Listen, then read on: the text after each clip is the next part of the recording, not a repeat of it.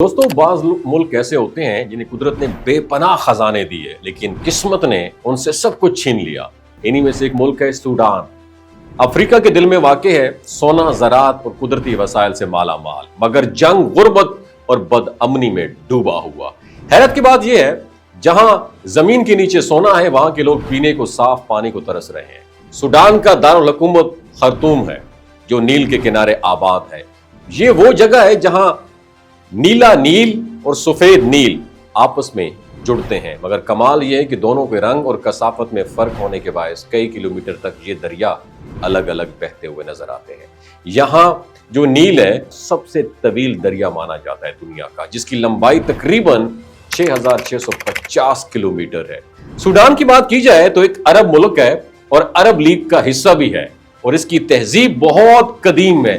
یہاں پر 200 سے زائد چھوٹے اہرام، پیرامڈز موجود ہیں جو مصر سے بھی زیادہ ہیں، اور یہ اس سرزمین کی تاریخی گہرائی کو ظاہر کرتے ہیں۔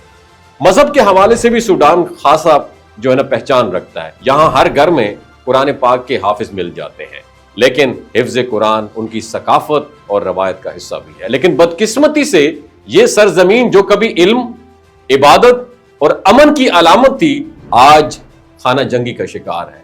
اپریل 2023 میں شروع ہونے والی یہ جنگ اب تک ہزاروں جانیں لے چکی ہے۔ سوڈان میں اس وقت ایک فوجی حکومت ہے جسے سوڈانی آرمی SAF کہا جاتا ہے، جبکہ اس کے مقابلے میں ایک طاقتور گروپ ریپڈ سپورٹ فورسز یہ بھی کھڑا ہے، جسے RSF کہتے ہیں۔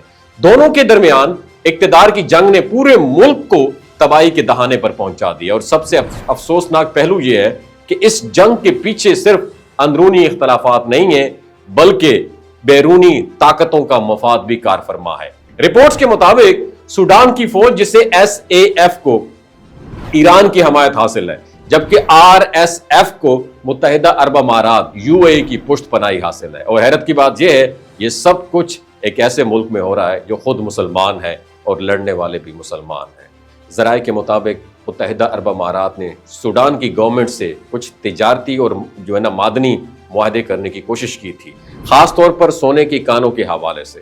جب سوڈان نے انکار کر دیا تو مبینہ طور پر RSF کو سپورٹ کر کے ملک میں بد امنی کو ہوا دی گئی، اور الفشر جیسے شہروں میں ہولناک حملے کیے گئے جن میں ہاسپٹلز، مریضوں اور شہریوں کو ٹارگٹ کیا گیا۔ ایک ہی دن میں ہزاروں مسلمان شہید ہوئے۔ آج سوڈان کے حالات اس قدر خراب ہیں کہ لاکھوں لوگ بے گھر ہو چکے ہیں، خوراک اور ادویات کی شدید کمی ہے، بچے بھوک سے بلک رہے ہیں، اور عالمی ادارے صرف قراردادوں تک محدود ہیں۔ اقوام متحدہ میں بھی سوڈان کے نمائندوں نے ابوظہبی کو ان واقعات کا ذمہ دار قرار دیا ہے، لیکن عملی مدد کہیں بھی نظر نہیں آتی۔ سوڈان کی کہانی صرف ایک ملک کی جنگ نہیں ہے، بلکہ ایک ایسے المیے کی علامت ہے جو تب جنم لیتا ہے جب دولت اور طاقت کے لالچ میں انسان انسانیت کو بھول جاتا ہے۔ وہ سرزمین جو قرآن کے حافظوں سے آباد تھی، آج گولیوں کی آوازوں سے گونج رہی ہے۔ کاش یہ جنگ ختم ہو اور نیل کے کنارے پھر سے امن کے نغمے سنائی دیں۔ وما علینا الا البلاغ المبین۔ اللہ تعالیٰ مسلمانوں کو اپنی حفظ و امان میں رکھے۔